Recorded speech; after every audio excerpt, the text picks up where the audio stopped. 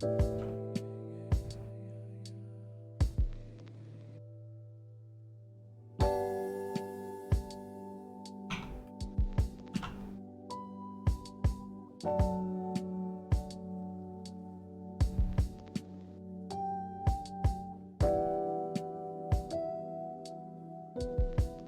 there, what's up? Not much, just modeling out the trims. I have a lot of models here from I've previously modeled over the years for doing trim sheets and textures and stuff like that. I've spent a pretty long time building up a library of stuff to work with.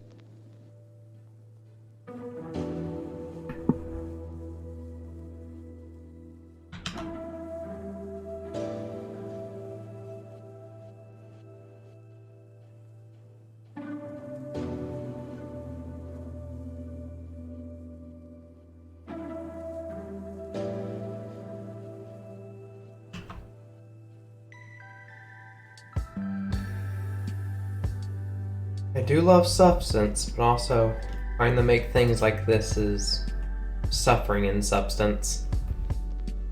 It'll take a pretty long time to make that stuff fully procedurally. It'll take so many nodes to make, it'll just be a big laggy mess.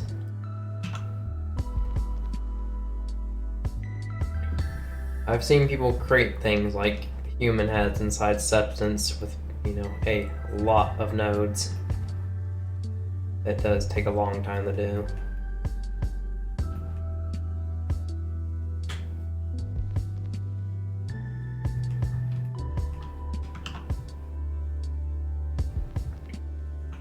Plus, I still prefer modeling out quite a few different materials, because the bake usually comes in a bit higher quality at times for certain scales and resolutions.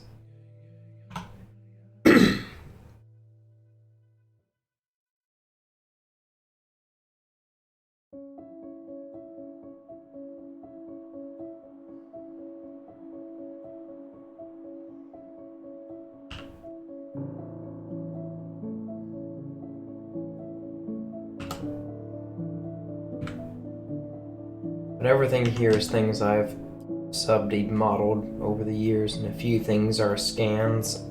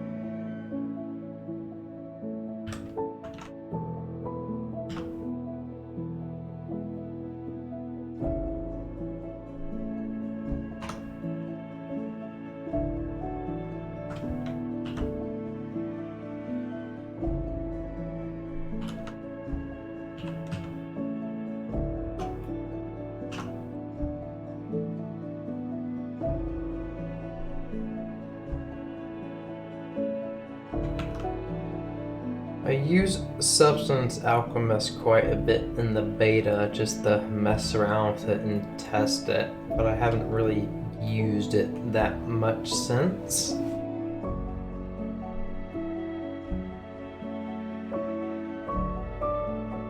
It seems like an overall much better improvement over kind of the B2M system. I still kind of think of it as like the B2M system putting an image to material, but it just has a lot more controls. Kind of like a layered. It's not like a substance designer with layers. Because the system uses kind of the substance designer code for the underlying node structure system, but it's all kind of in a linear layer stack.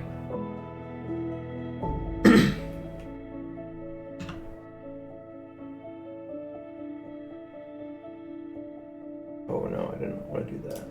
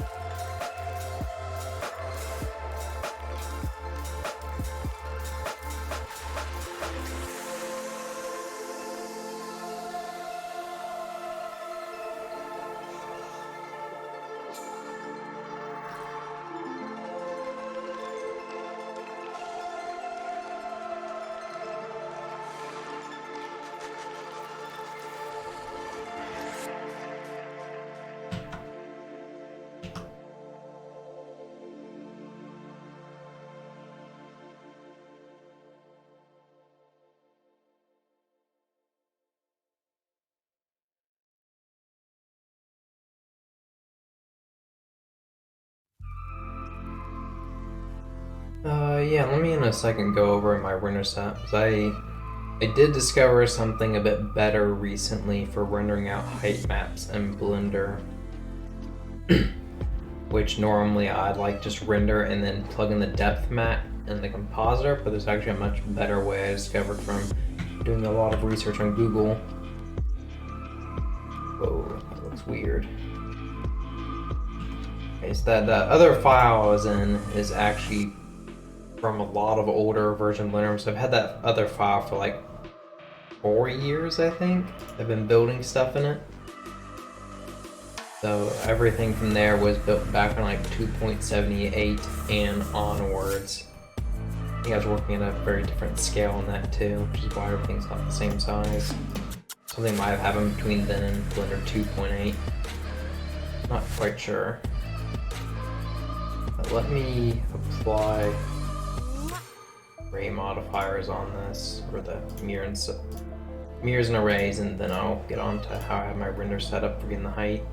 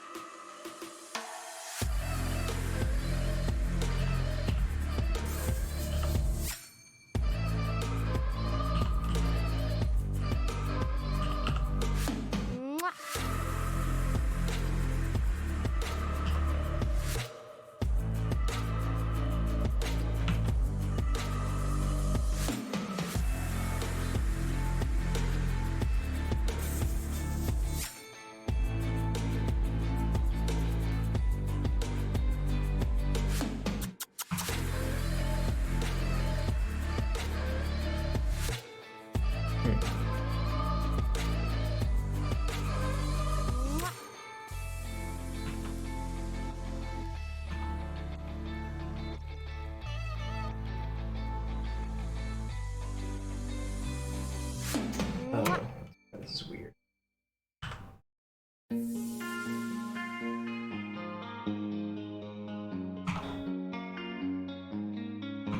Well, before I go into fixing this,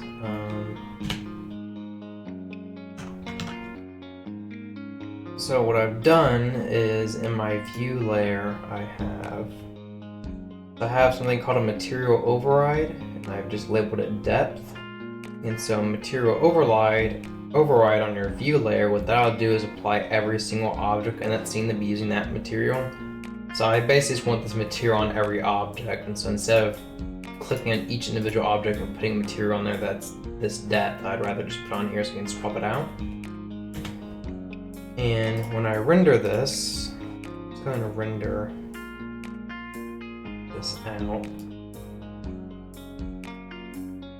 Just, if any of you have ever rendered out a depth map in Blender, you looked close at it, you probably realized the depth map is very aliased. So no anti-aliasing is applied to the raw depth map render, which is a bit of an issue. So my workaround before was to just render that out and get the depth map and then just blur it a little bit. And you usually want to use some sort of high quality blur. But that still didn't work perfectly if you had very tiny details and then try to blur it. It's better to just have anti-aliasing. So forever I've been trying to figure out how to properly have some sort of anti-aliasing in the depth render. And let me switch back to the other tab. I think one of these planes has the material on it. Yeah, so I have a plane over here that has the material on it so I can reference it.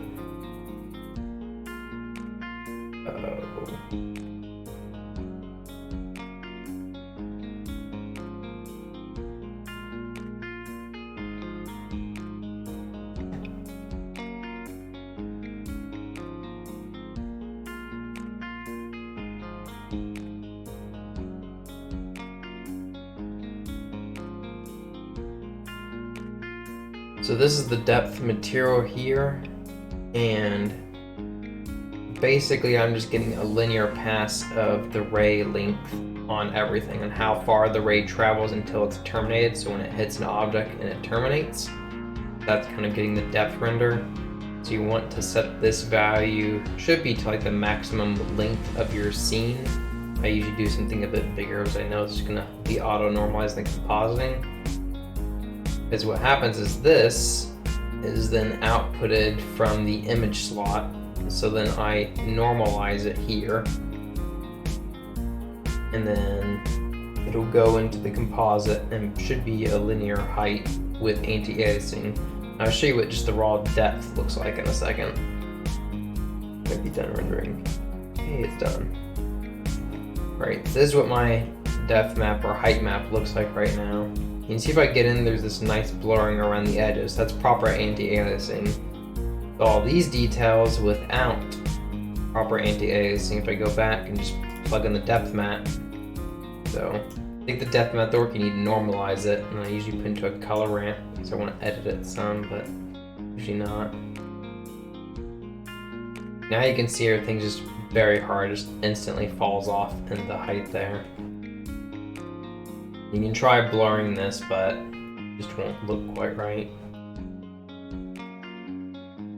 And yeah, you can export it out and bake it. Like if you really want to get like accurate normals and whatnot, or AO, you can just export that out to Marmoset or wherever, or you can even bake in here. I haven't baked in Blender in a very long time. Yeah, that's all the trouble you have to go to, sadly, to get proper anti-aliasing on a depth render. It's a little bit annoying, but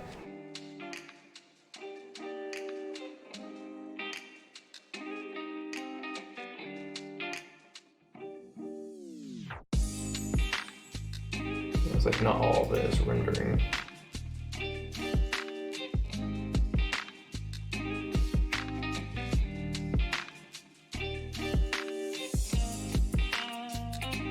But I kind of like this way, when I take my resource to substance, the reason I don't bake out like also a normal map and AO and all that stuff is that I want to keep my dependencies in my substance very low. So when I put these on the GameTextures.com, I don't want it to be like 40 megabytes.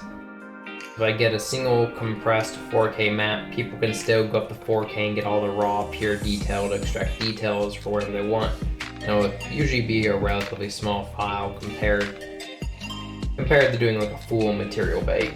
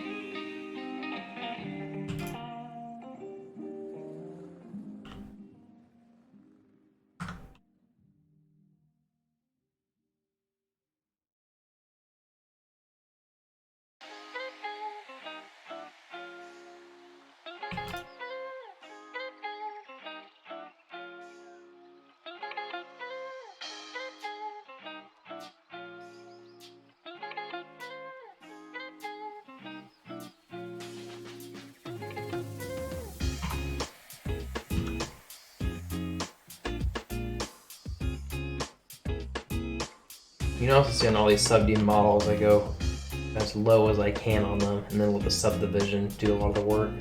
I don't have to work with that many vertices on these.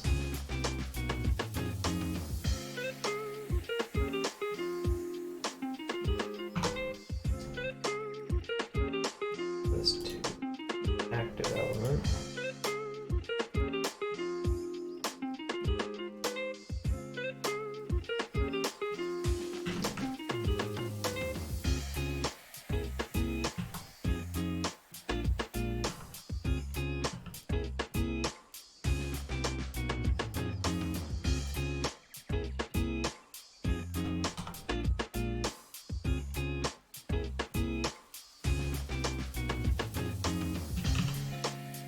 think I could have done this faster was on this part fixing this up, because I remember I didn't have it like that because the edges of the camera were going right here.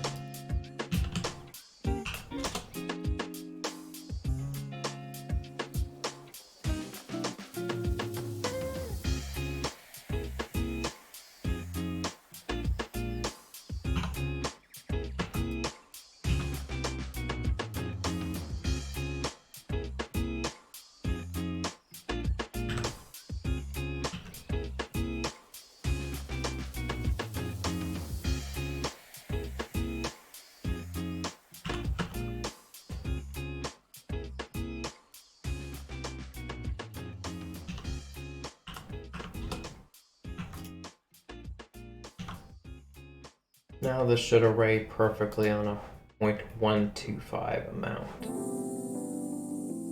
And normally I don't use relative offset just so it's a bit easier for me to catch mistakes I make if I scale incorrectly.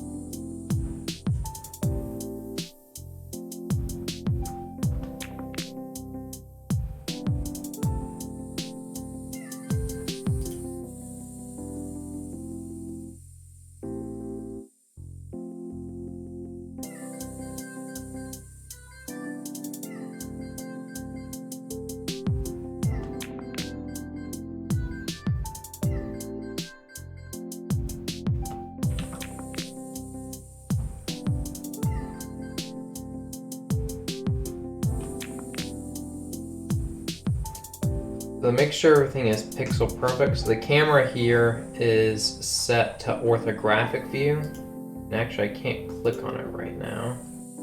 I have that turned off. But if I were to click on it here, you can see I have it set to orthographic, and the orthographic scale is 2. So that number there represents that's going to be the size of 2 units, so 2 by 2. And also the reason it's 2 by 2 is because I have the render scale to the 496 by 496. It's basically no matter how high up this is going to be, and I can have it all the way up here and it will still look exactly the same. So it's orthographic, so it's going to render it flat. The only reason I actually have it this close is for that that raise setup, because the rays start at the back of the camera right here, so I have it a little bit closer so it's not as stretched out of sorts. Like, for example, if I have it 50 meters away, and then this only takes up like 0.1 meters, then when I normalize it, that means it's only going to be capturing those few values and stretched across all the other values, which won't be quite as accurate, though it probably won't make that big of a difference here. That won't matter as much with like the depth map render, but that gets kind of weird.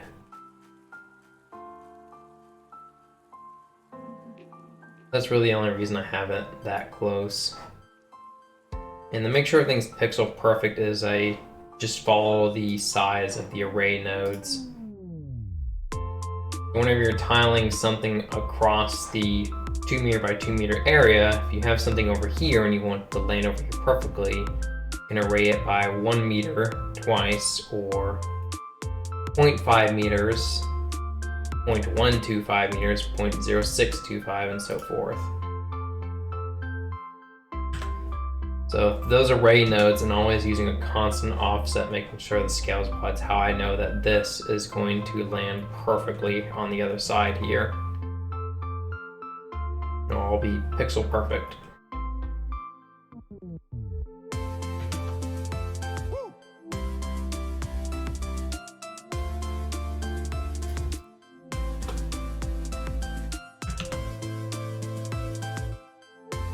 And you can use relative offset off, so if I were to set this to relative and say I scaled a little bit by accident, I may not notice that I did that, and then it wouldn't tile.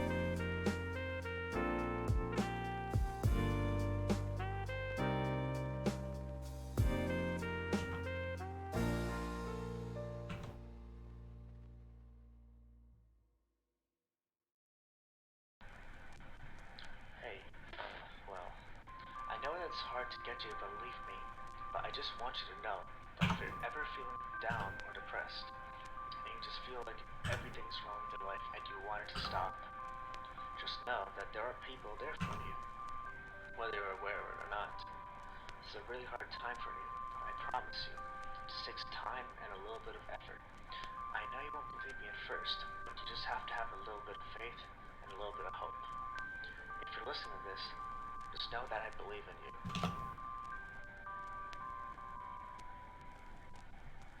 You can do it.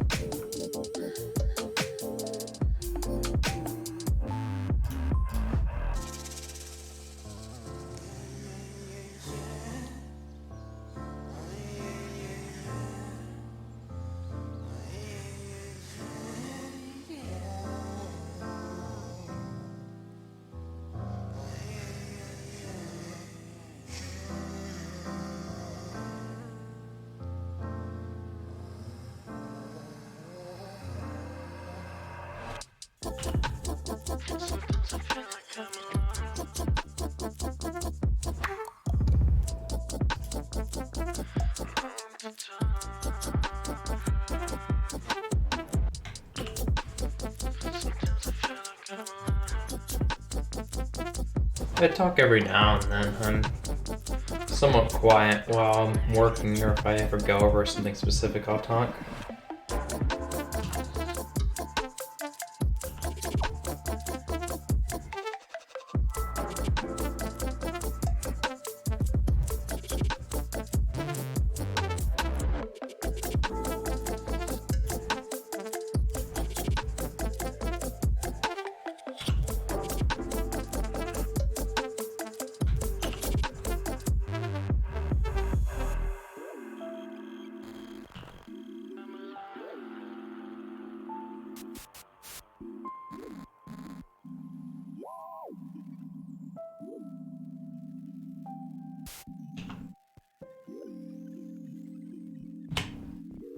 I render out the alpha here in Blender just by hitting the render button, and then I save as to the same location where the substance file is. So every time I save it again, Substance Designer will see that it updated and re-import it. I kind of have it inside of it while I work. And then from there, from that single input, I can create my normal maps and all the other details I need. Which the substance graph is actually relatively simple. I mainly rely on the mask builder node and the metal edge wear node. And these are what I use to create different masks on the curvature. The mask builder nodes are really nice. I like it a lot. I use that to kind of get the grime and wear and tear. After that's just a matter of plugging it into the swatches for different colors.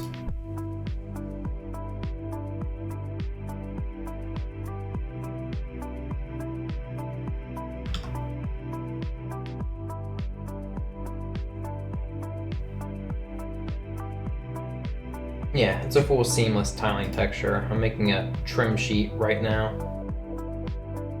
You can see that it wraps around seamlessly.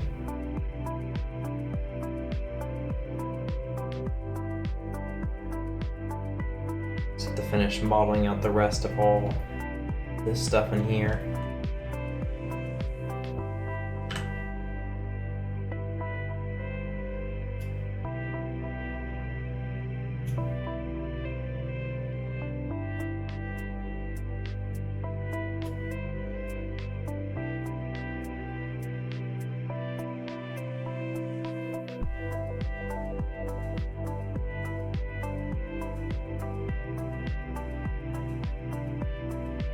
So if you want to do seamless in any modeling program, you basically work on the grid here. So it means any object that is directly over the edge of where the camera is. I have the camera scanning the 2 meter by 2 meter section here in the world center. So then I just array it to go all the way over to here to the edge. So I know that these 2 objects are identically on top of each other in terms of going over. And that's usually how I just work with tiling stuff in Blender, is repeating elements and using the array node for everything.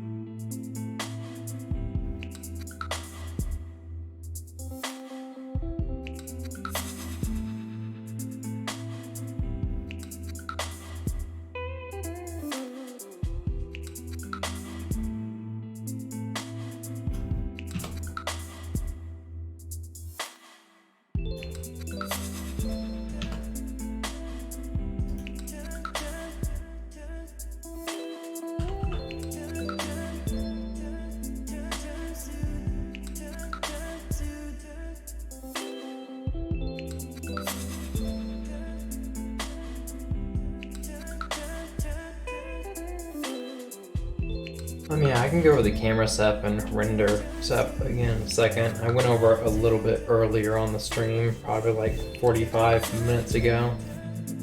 I can go over it again in a moment for new people joining in. So actually, yes, I do sometimes have fully textured models in here that I will render and bake out. I can pull up an instance real quick from my ArtStation where I would do that, because sometimes that is a lot more useful when you want to get really realistic setups. If you're doing trash piles or rubble piles.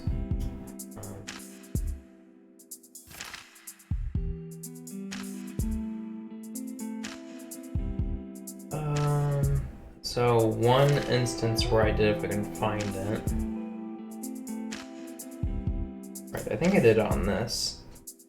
Right, so like for the words on here, the Atlas words tiling across the fabric here, and I know I have another one I did it on. And there's also words on this.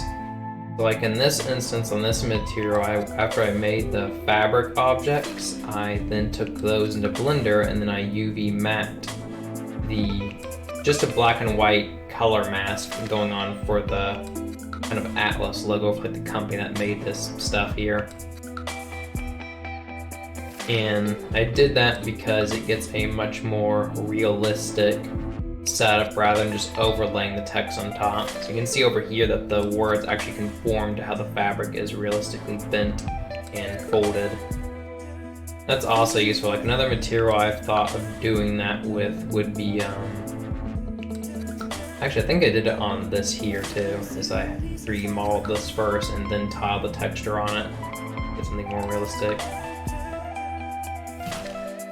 And I think another instance I thought about doing that is bamboo and rope fencing, or like some bamboo fence with rope interweaved in between. I'd model out the bamboo and put a bamboo texture on there, and then have the ropes kind of interweaving and wrapping around the bamboo slots, and have a rope texture tiling on the individual rope strands to get more accurate alignment.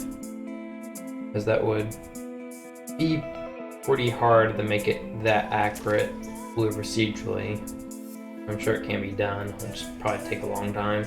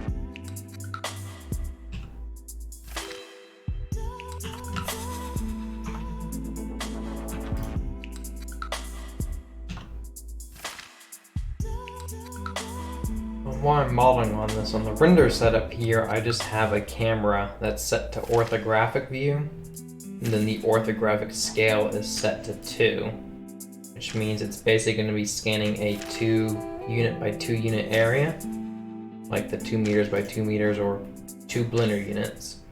Blender units are technically meters. let's scan this 2 meter by 2 meter area right here.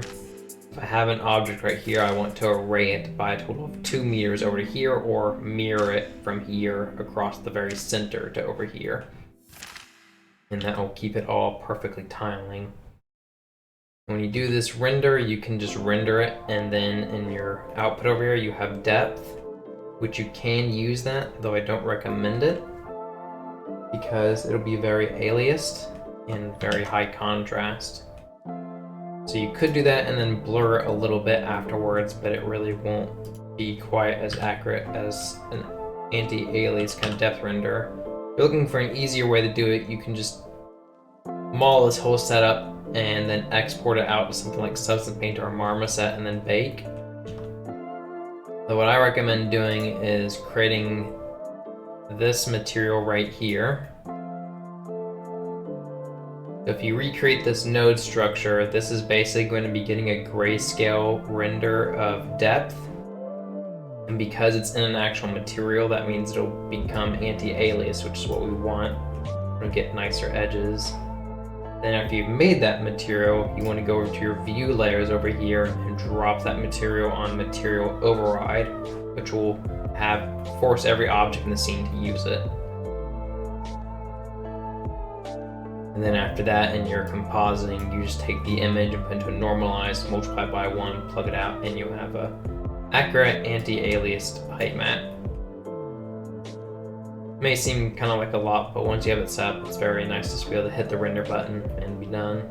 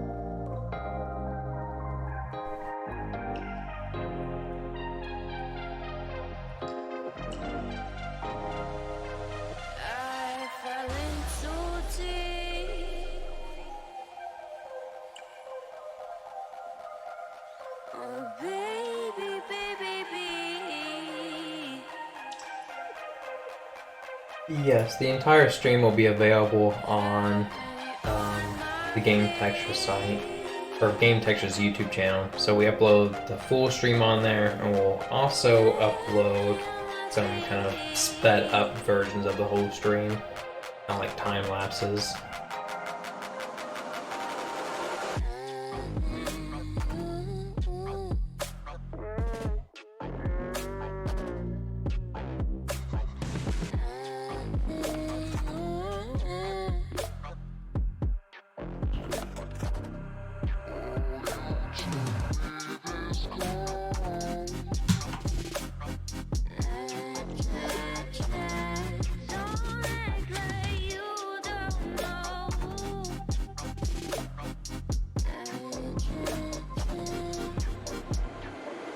The beginning of the stream starts out with just the planning camera here and a few of the models here. I didn't model all of these on stream. So all these models are things I've modeled over the years of just making stuff. So I have like a central file that you just saw me inside of, and that's where I go to kind of copy and paste elements over.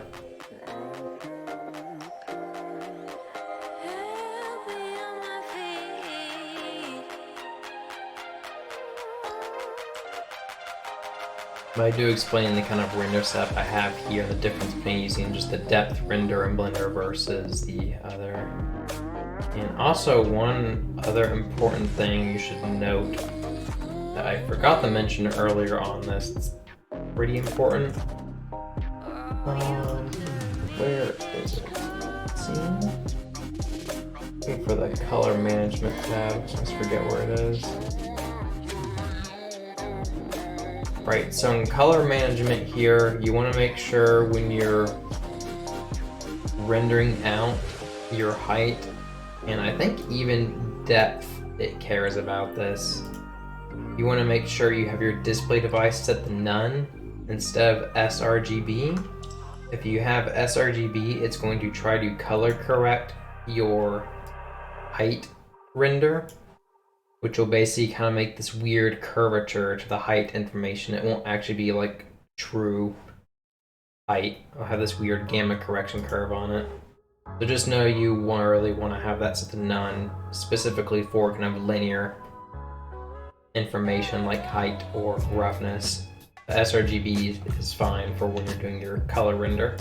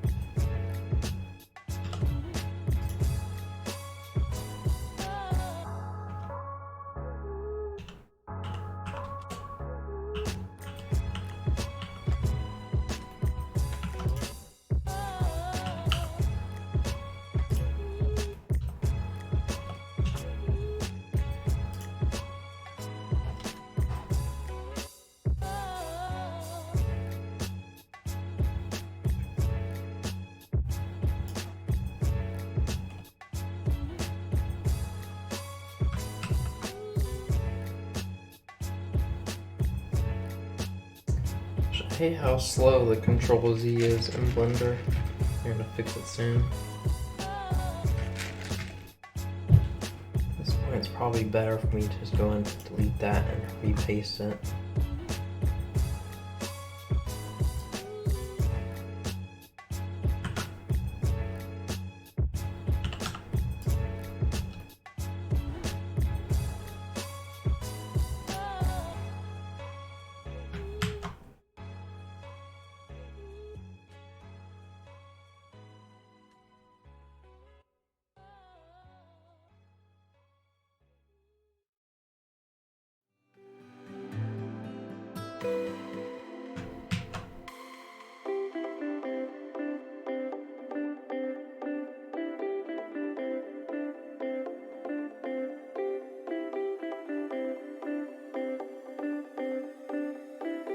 Do you mean low poly for like the objects I'm using here for the renders?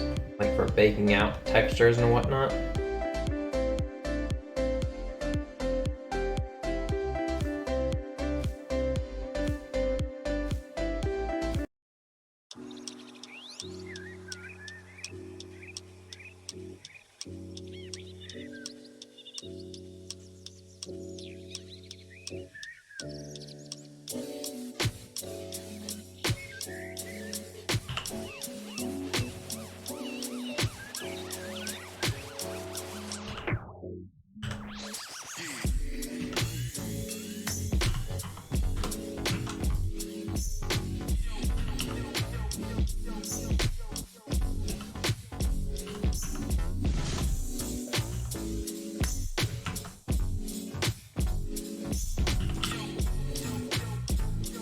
So it depends on what I want. I mean, I'm going to be working with very low poly models for subd just because it's easier to work with that way. It's like these models here are actually very low poly. I didn't put too many polygons to model them out. But then I have the subdivision modifier, which is going to sub about 5 times for the render. And that's probably way more than I need to be doing for this one here. I just need to subdivide it 3 or 4 times. But most of these are going to be subdivided a bunch in order to get them all very, very smooth. So if you don't do that, then the actual individual polygons will show up in the normal map if you convert your height to the normal. And it'll show up on the height map too. You want to make them very smooth. But for now, for objects like this, which are already very angular, I can just do a few polygons here, and this will all look perfect. Same thing with like this structure here, and this structure here, I don't need to subdivide and put a, smooth it out or anything. It's gonna look right. I need to smooth that bit out. Other things like this here, if I don't smooth this a ton for the render, these polygons right here, you see will show up in the render of the bake. So it does get a bit heavy on the bake, and you have to be careful how far you go with subdivision. Otherwise, you would just you might cap out your RAM.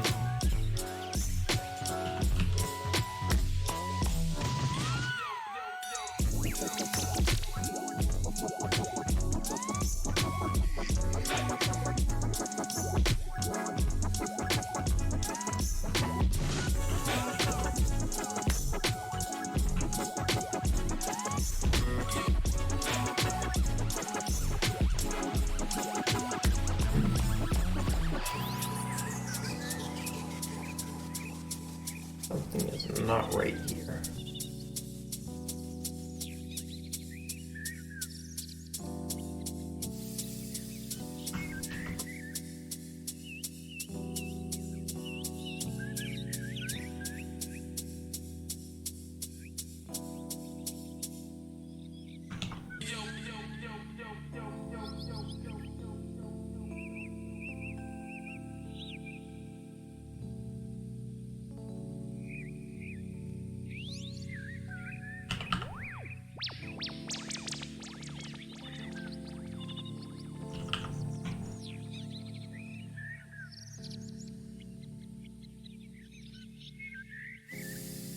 This is perfectly lined up right here. Why is it being weird?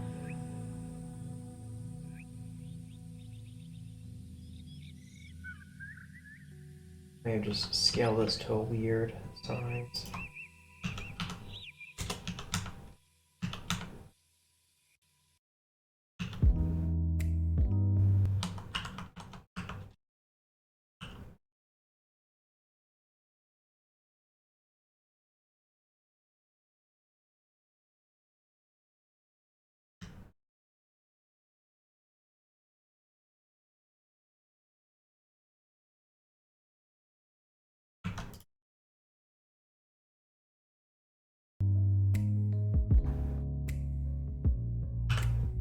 That's strange.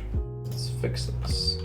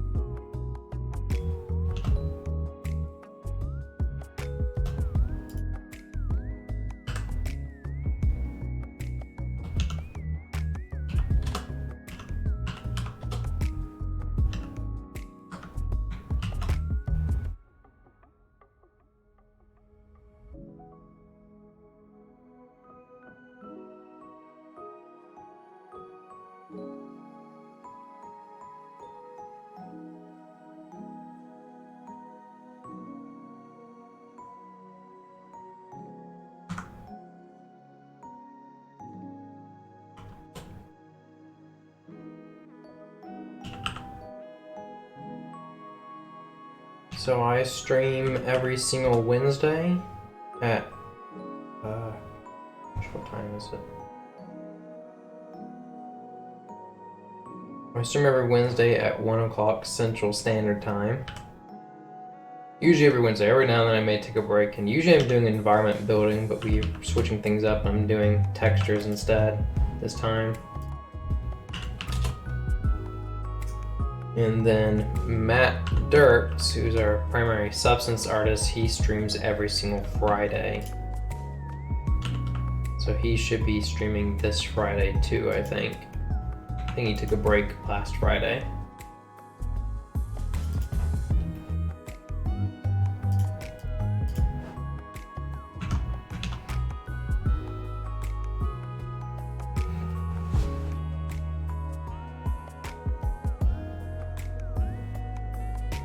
I should be able to finish up this material for this stream today, so I don't think I'll be working on it next week.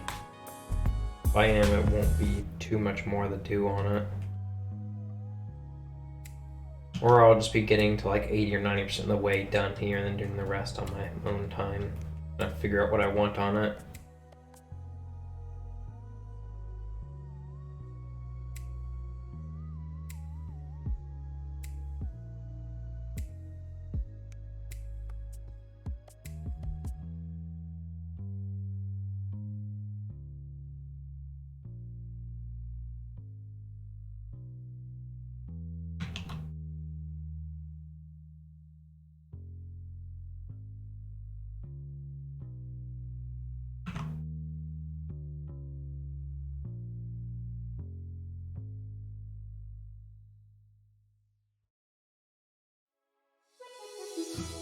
Thanks, good luck to you too.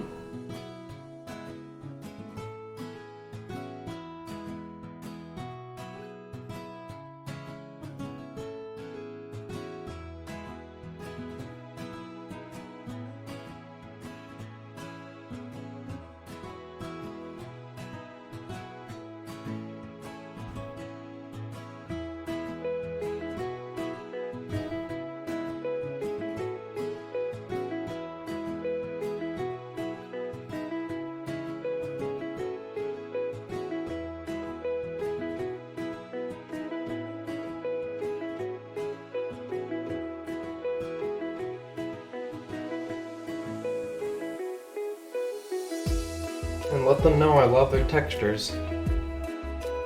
Basically, anytime I'm playing any EA games, I'm usually running around with something to zoom in on textures. Not what I do in all the games nowadays.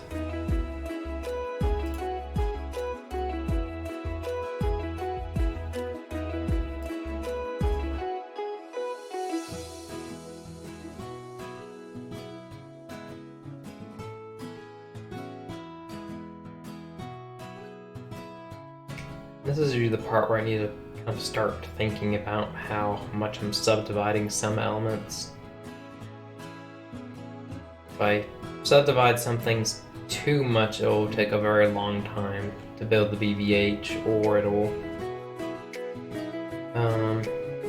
could cap out on RAM, which happened a lot back when I had 16 gigabytes of RAM, but now I have 64, so it's pretty rare now that I cap out my RAM, though I can still manage to do it, I'm sure. Once this renders out again, I'm going to put in here just to see how everything looks. Sometimes it'll look nice in 3D in Blender, but when you put it in, it'll give me an idea if I need to add more details to these spots or not. I think I want to add something right here.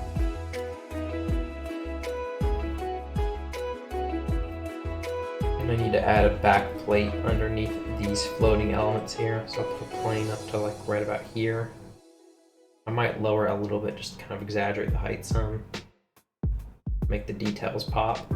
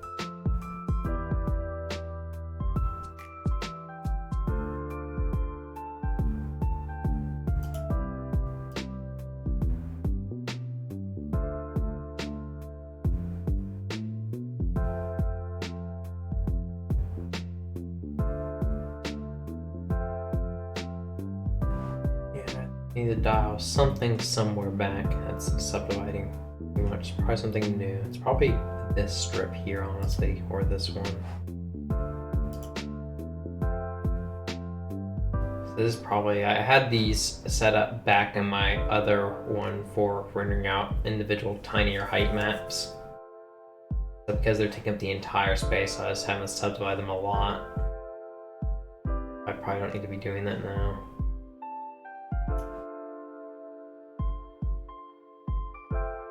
Right now it seems like it's dying on this part.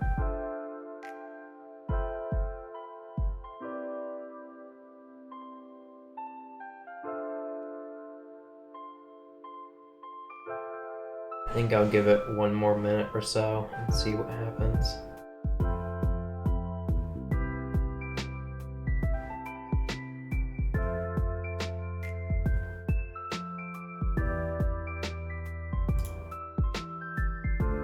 Alright, cool. I finished it.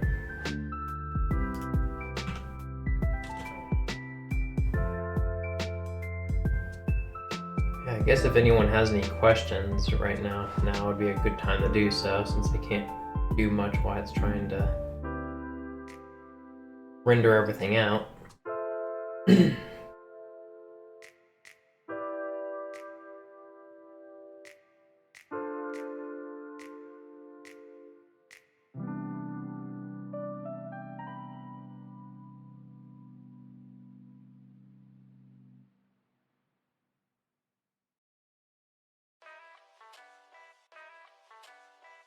How good it lives.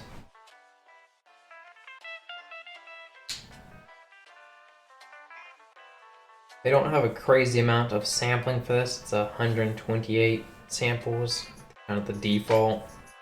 But the anti-aliasing is dependent on your sampling. So I do up it a little bit for when rendering it out.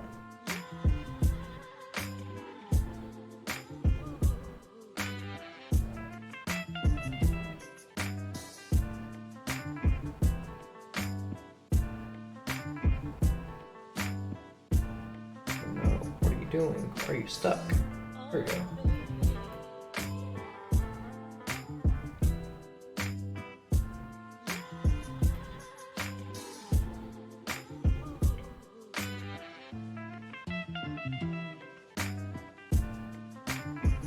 We're taking a break from the environment thing this week, though basically every trim sheet I make, I think pretty hard about how I would use it in an environment.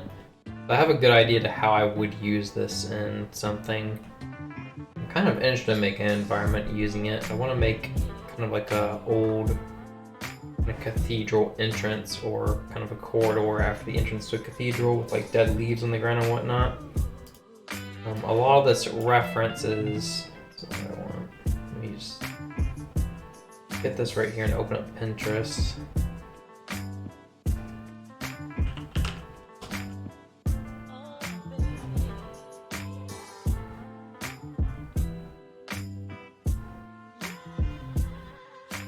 All the references from bronze casted cathedral doors and stuff like that. There's a lot of really cool ones. And really crazy things like this. To do something like that, I'd need to be making a lot of models too. This is the general reference I used for making the first cathedral door texture I made.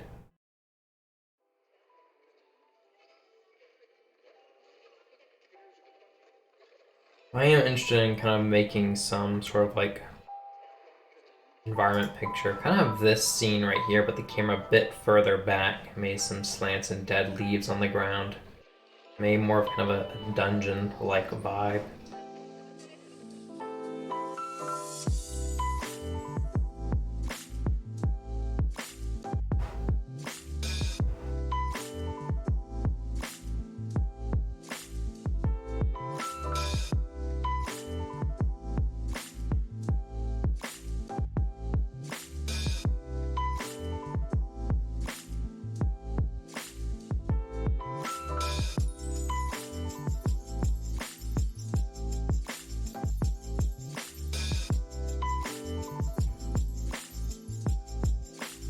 yes, it's also for fun. Matt and I get quite a bit of freedom over what textures we get to decide on to make, and so we kind of do quite a bit of research on what will be useful and what other games are doing and what people are kind of looking for, and then we kind of get an idea of what we'd be interested in doing and also what's going to be useful. Which is why we're doing so many trim sheets right now. I've really started ramping up making trim sheets just because trim sheets are really useful.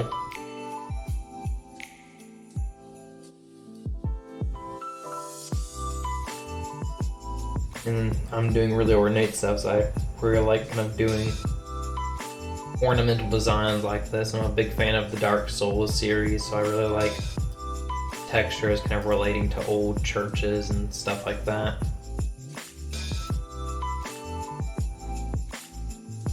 Oh no, I didn't have this turned on. That's fine.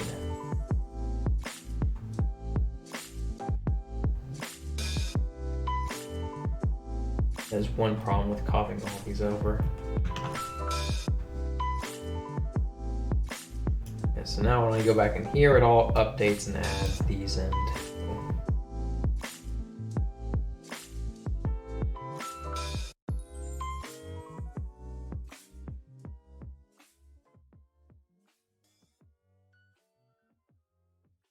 So something else I like to do when working with these textures and starting on them, make it the smaller one. So this is a previously template I defined on the first one. I usually make a template for the first texture, and once I get it down, I will expose everything. Then that means the only thing I do to make new textures with it is just make the height map. So I'll use that to kind of iterate.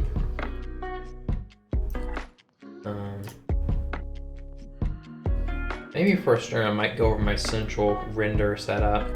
So I have a folder called the central test render. If I open that up.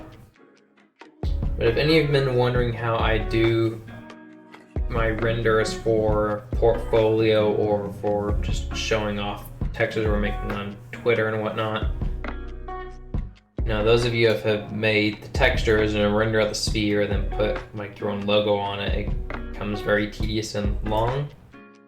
The way I decide to automate it for me is create a folder called the central test render, and then a folder here called textures for render, and I export out everything to that folder. And you will notice that I have everything checked and I have the graph name turned on. So that means no matter what substance I am in, when I export these out, it's always going to name all the files identical. It's going to name it base color, normal, rough. It's not going to include the pre-name or anything. So yeah, I won't know what those individual files necessarily belong to, but I just do it for the quick render. And so those just export out to that folder. And the reason the naming there is so important is that the file is dependent on what the names are. If the names change, it's not going to know where they are. Now, if I open up my render file, those textures I just exported from Substance Designer will already be in there mapped to my cylinder or sphere or whatever I want to render on, and I can just hit the render button and be done. And then I use Blender's compositing system to automatically add the background and the logo. And I kind of have the compositing node set up a bit modular to where I can add in my own logo or whatever. As you can see, now I'm inside Blender, back in Blender inside one of my render setups here. I basically have a bunch of different scenes up here. So if I go down, I have single plane, sphere, flat wall. If I click on cylinder render, it'll now be on a cylinder.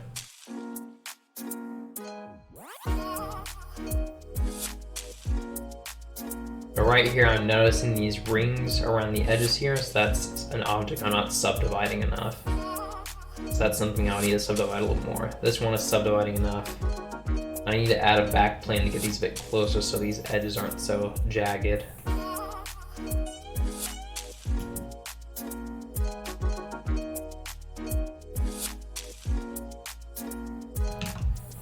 And after that, I can just hit render image and it'll put it on there.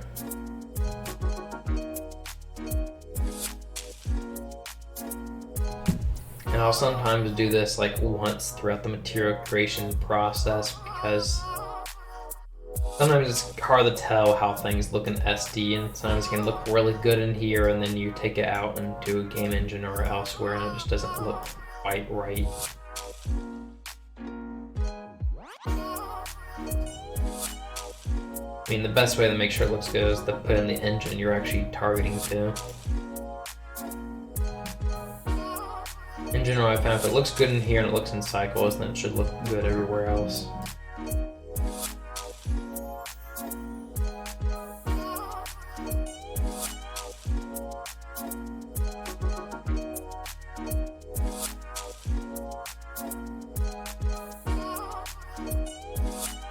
So this one might need to be subdivided a little bit too. In order to check how much I need, what elements I need to subdivide more, is I'll go to the normal map I've produced here.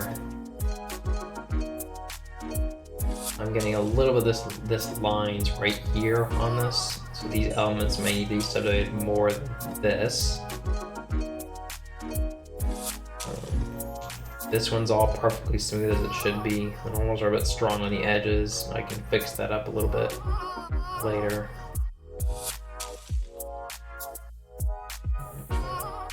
I think this whole element needs to be subdivided more. Looks like this for sure needs to be subdivided more. Pomegranate right here. Everything else looks like it's subdividing enough, but then it comes into play if it's subdividing way too much.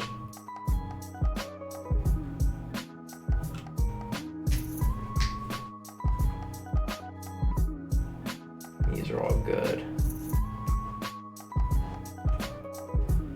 Alright, so those elements right there. And of course these are probably subdividing way too freaking much. I'm gonna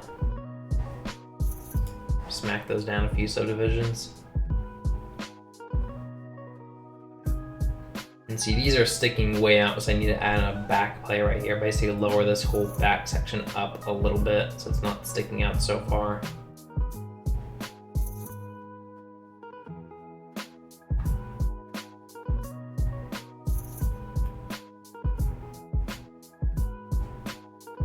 But overall, I'm happy with how this is coming out so far.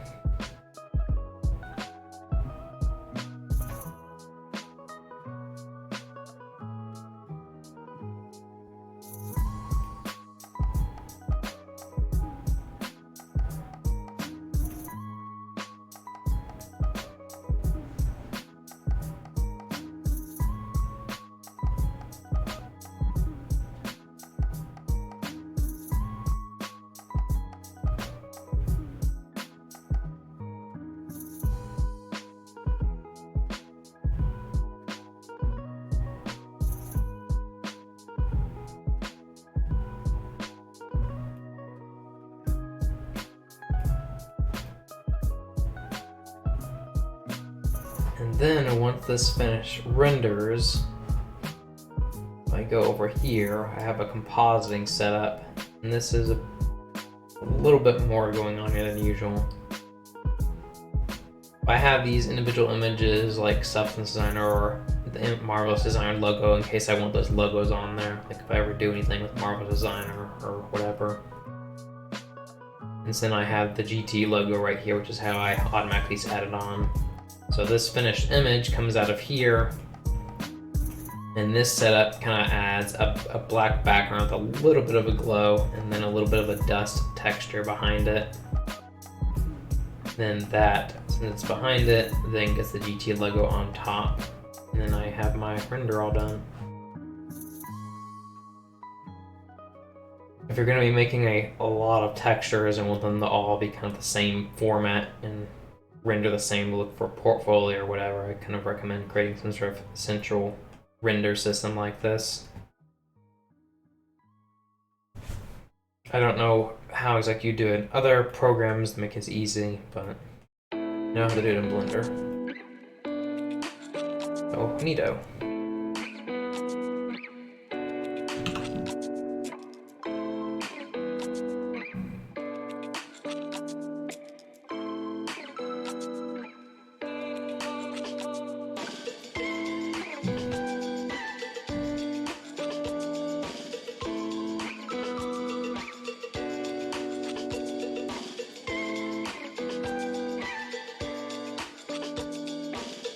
Yes, those lines are showing up because this is what it looked like on the render. So I need to subdivide it once more. Maybe another time after that. This I'm gonna knock you down to 3.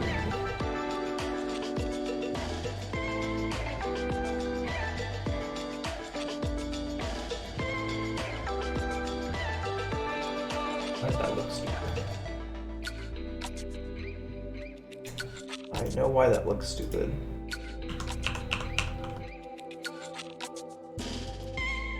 Here we are.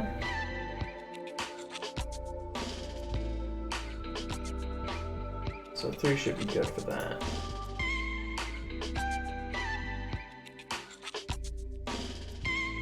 So this one says it's gonna subdivide by 4, so I can change on the viewport to see how it looks first. So subdividing this by 3 is probably good enough.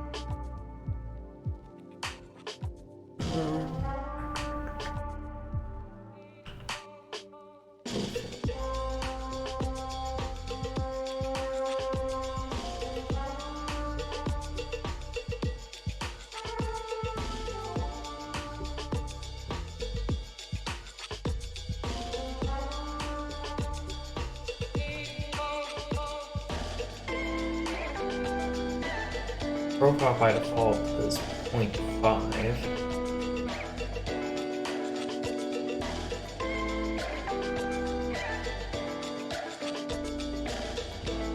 The 0.25, it's like right here.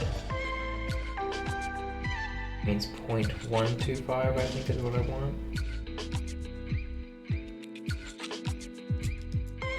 It's 0.125. Doesn't seem right.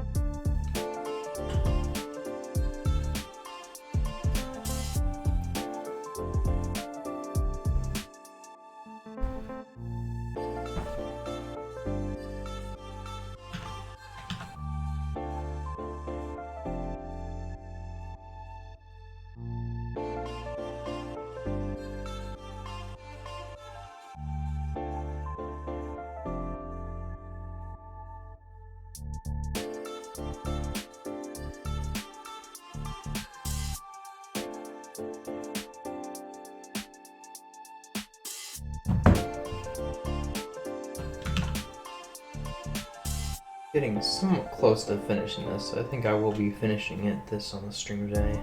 I'll have to get going at 4:20, which is about an hour away. But I should be able to be done by then. Before I forget, I need to subdivide these components once.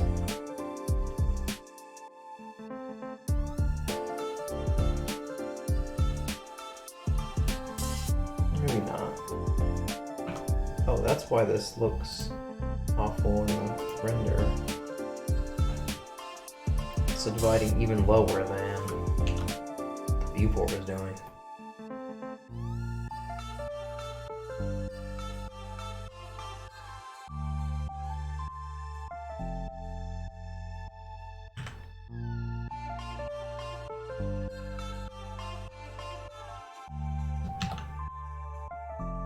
I think after this one, I'm going to do something kind of like a general kind of molding shape.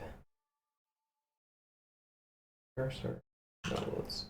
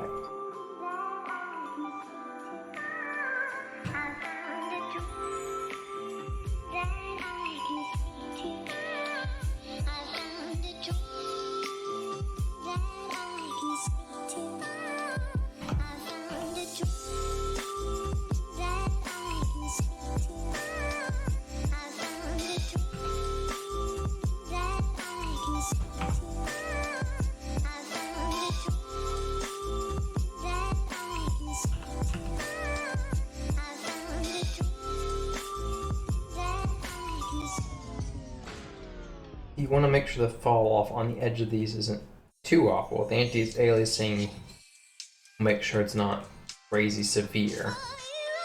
If it's floating too high, you'll just get a bit too harsh and it'll look bad in the normal. I try to get something more realistically positioned.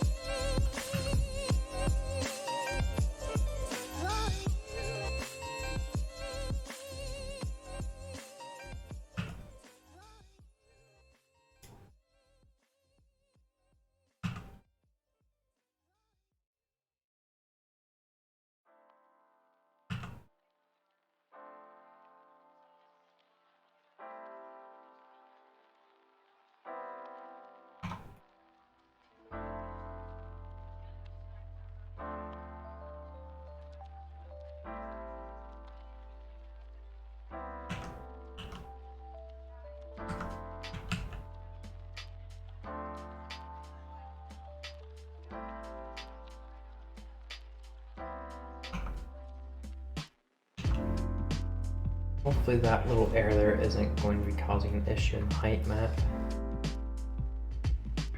About ready to do a render once more. And this should be the final render, and I can take it into SD. I think there's a little bit more I want to do here though.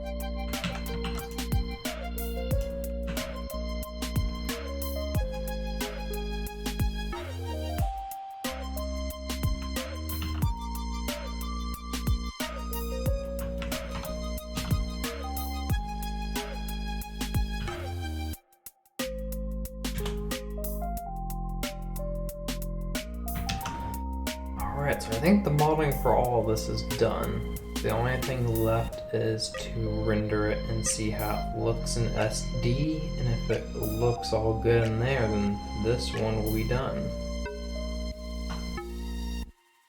Save, then go ahead and hit the render button, and this is probably going to take like 4 or 5 minutes to render. It's going to have to subdivide all the models pretty fine.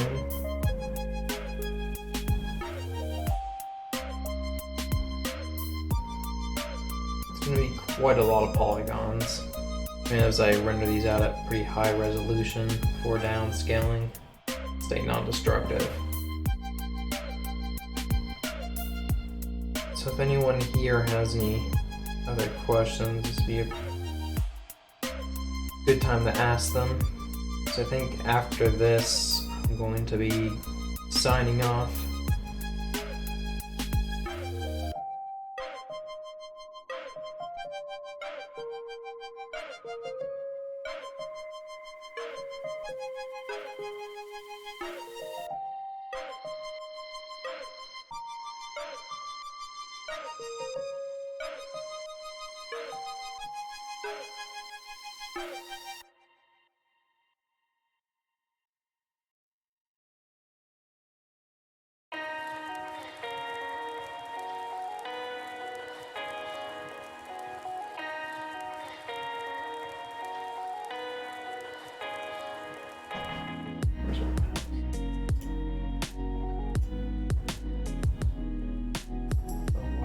So while that takes some time to render, I think I'll do some browsing on ArtStation.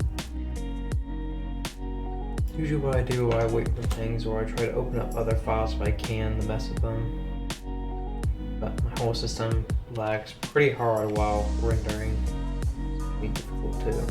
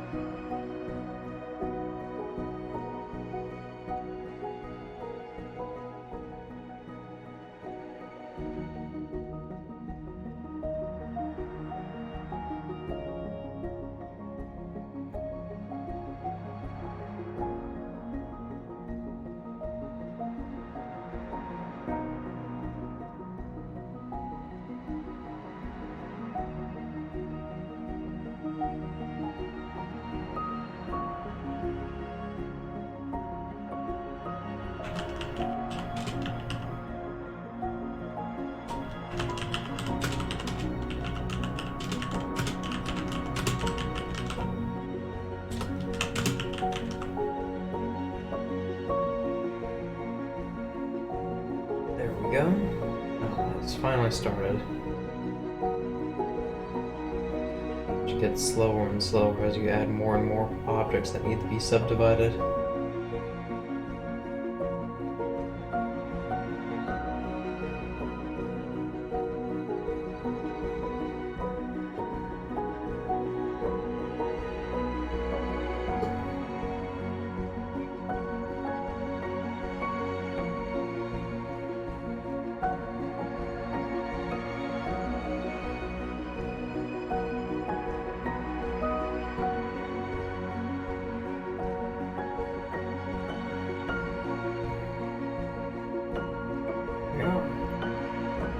This should be the final height. I'm pretty sure it's the final height I'm going to be doing on the stream. There might be a little bit of tweaking I need to do here and there on some things, since it all takes quite a bit of time now to do that process. It'll probably be done off stream. Let's hit Shift S and save this as black and white. 16-bit.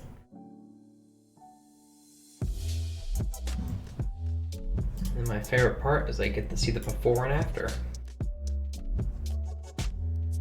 Let's go ahead and save.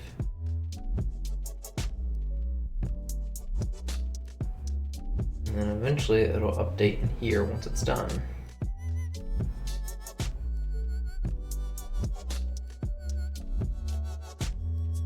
There it is. Pretty neat.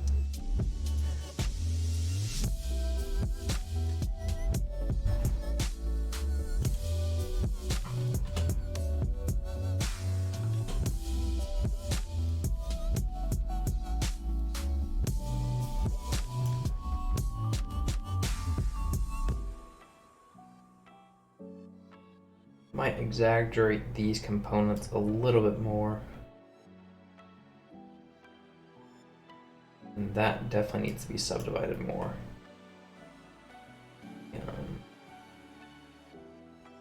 Apart, let's go look at it. Yeah, see, I'm getting that stepping going across there. I think I'll be doing that off stream though, since I'm sure you guys are really interested in watching me render this all over again. I'll make a few edits here, and then I'm gonna put it off into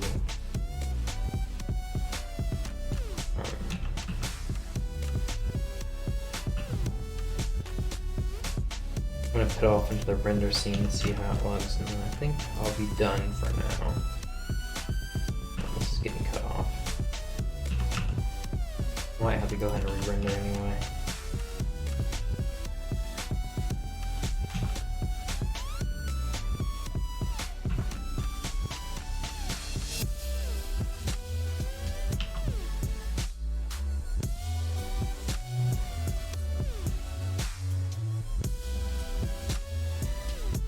All these good now?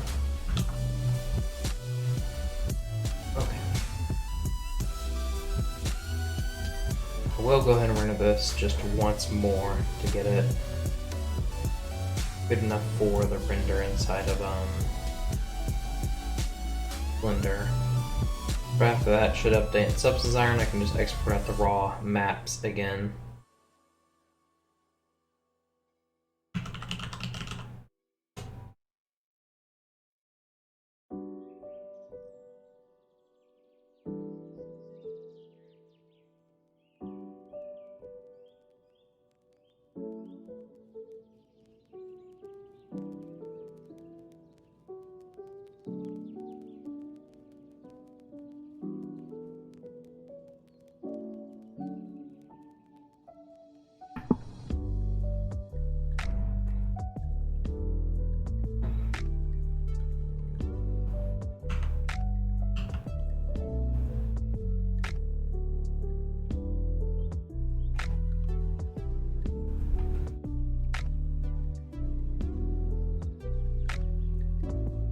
Another thing I really like with the kit bashing workflow is if I make just a few of these much more complex ornaments, and these do take a while to model out, This one wasn't that long. I think it was maybe 45 minutes to an hour. This one took a little while.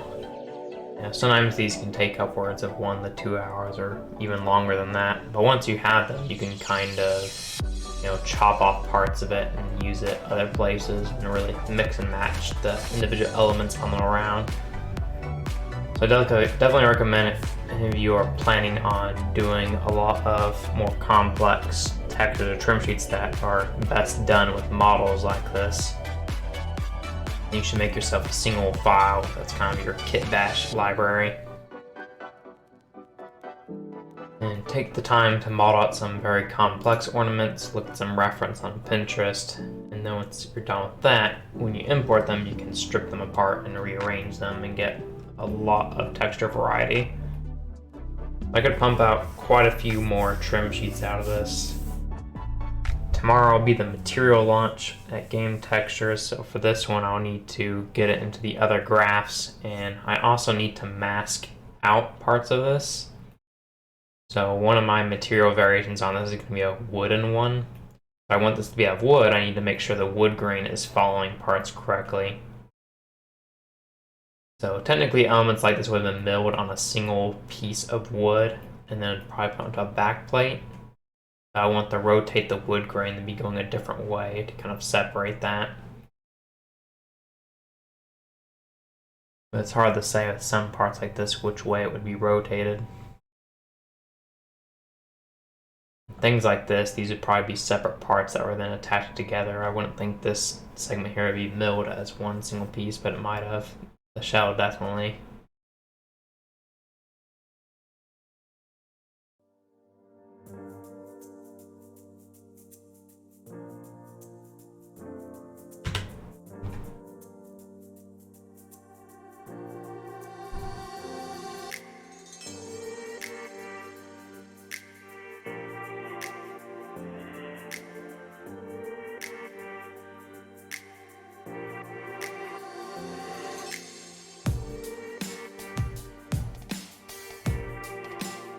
You also notice that things look very weird without sRGB on. So everything's set to linear color. So the gamma correction is not happening right now on these matte caps, so they kind of look a bit odd.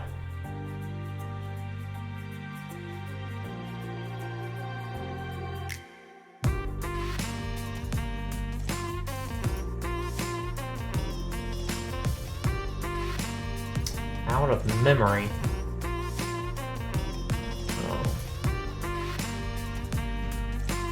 To fix that.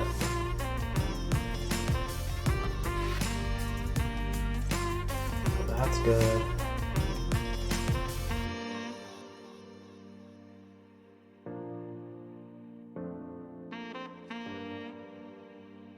That means something here I'm going to need to lower. I don't know what though. So this can go down to 3.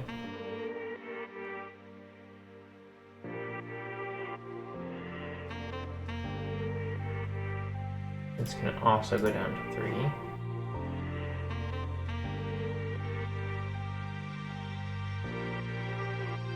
I need to go over to these and make sure they aren't rendering out the subdivisions on these components. That will add to it.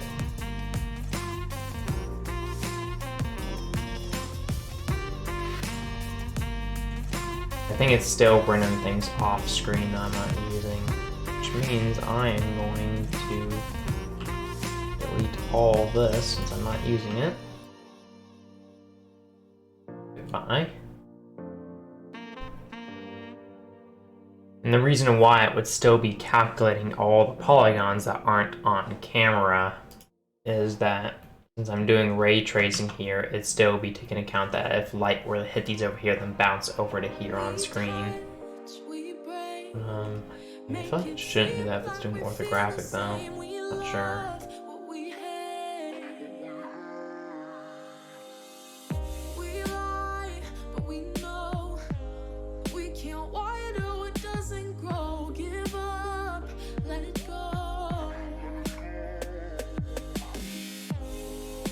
We fell apart just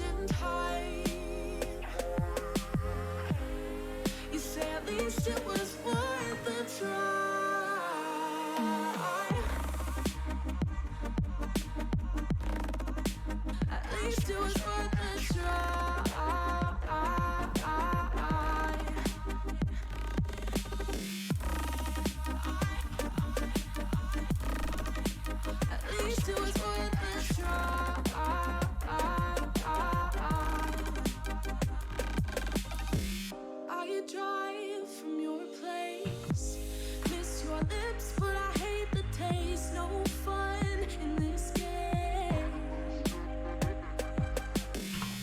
I'll call our bluff, 'cause using bodies isn't good enough. Slow down, this ain't love. Well, we fell apart just in time.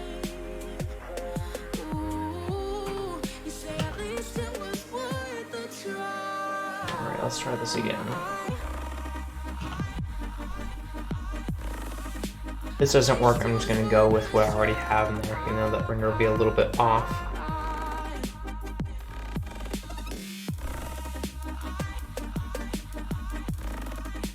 At least it was worth the try.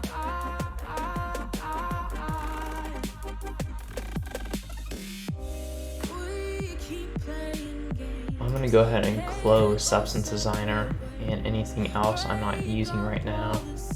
Free up some memory. We keep playing games, can't go separate ways, break up all the same.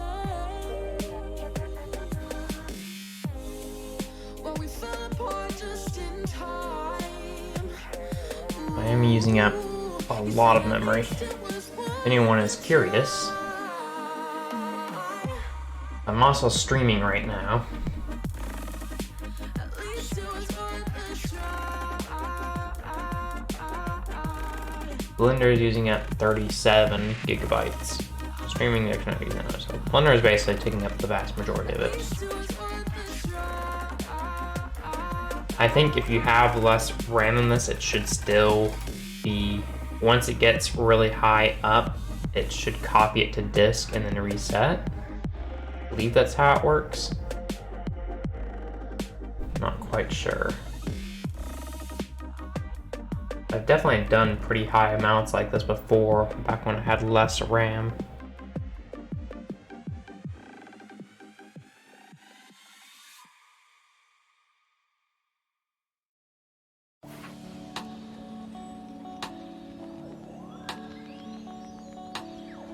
Sometimes resetting my computer will fix a lot of memory issues or a lot of things taking up RAM. Sometimes closing programs doesn't empty it out completely.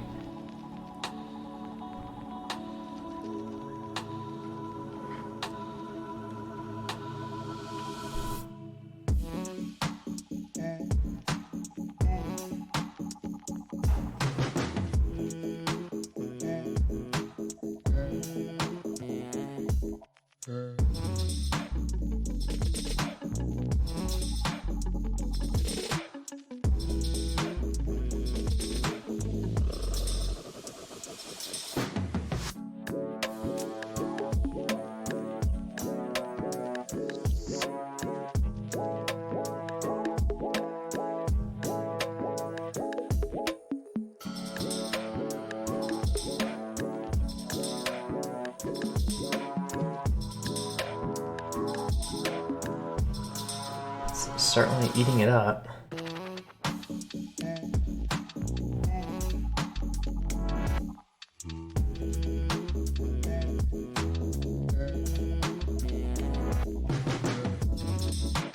There we go. Let's bring some of that out.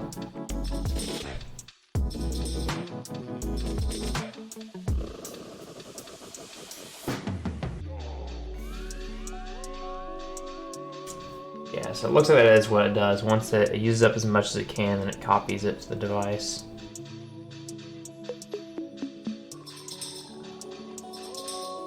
In order to save up space on RAM.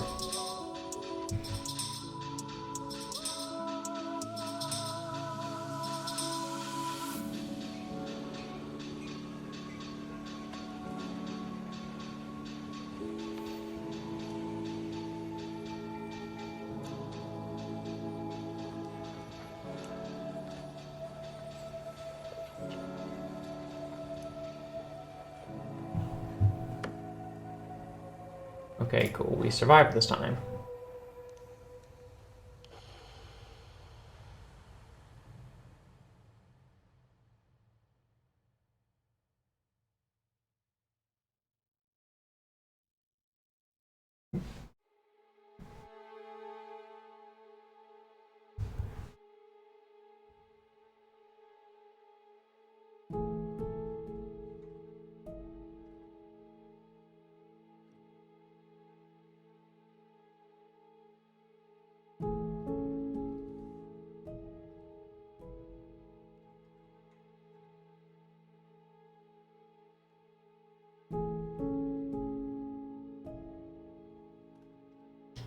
like how those values look now.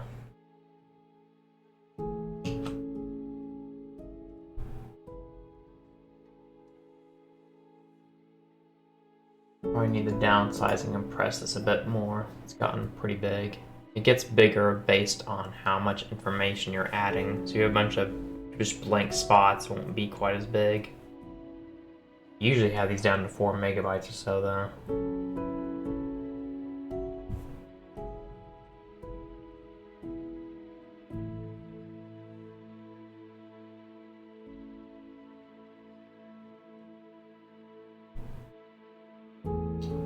Or I'll do a full 4K export, but then down that to 2K when I actually put it into the Substance. And also inside Substance, you can set the compression of the JPEG, which really optimizes it a lot.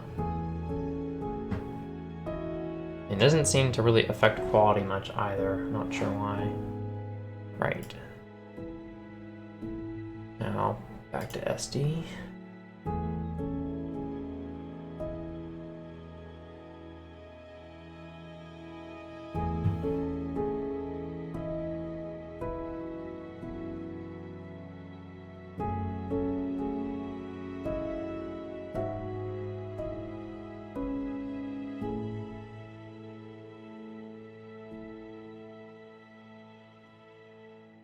Neat.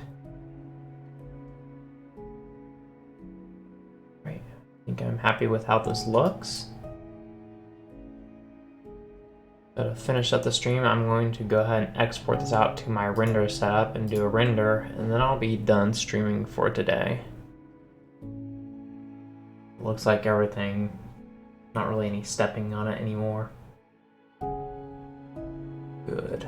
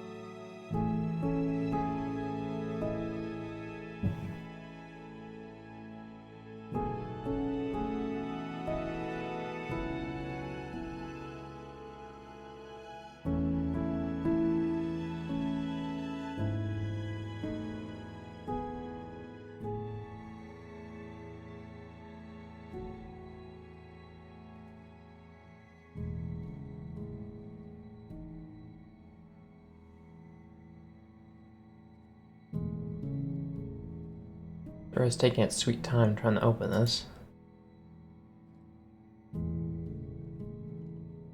Not really sure why.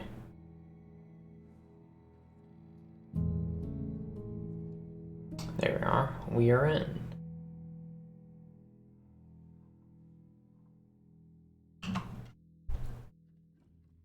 Sweet. I am happy with this.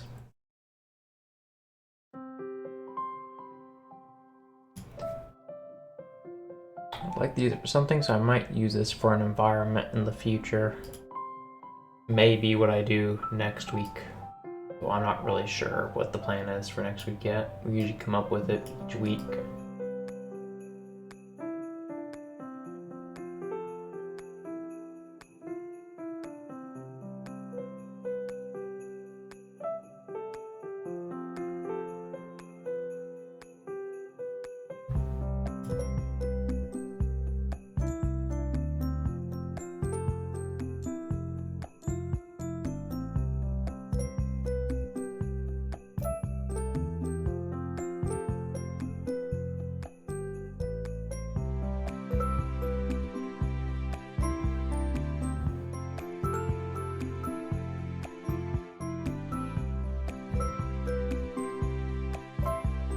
Might add some stuff in this blank area here for the actual final.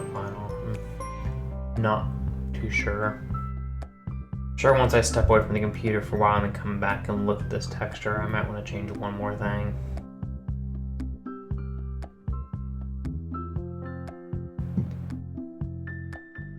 Kind of add some of the paneling like I have here to this section. Nothing too overly detailed though.